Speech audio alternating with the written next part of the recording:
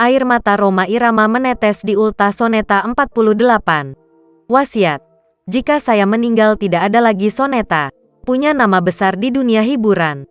Rhoma menangis haru menceritakan grup musiknya Soneta.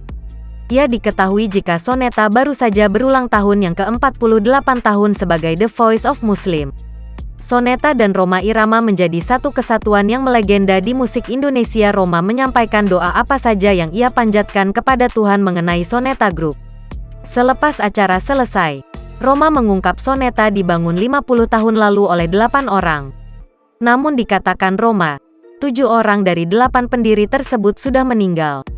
Oleh karenanya, hanya tersisa dirinya sendiri. Rhoma lalu mengatakan ia tidak bisa meninggalkan apa-apa kepada penggemar selain karya.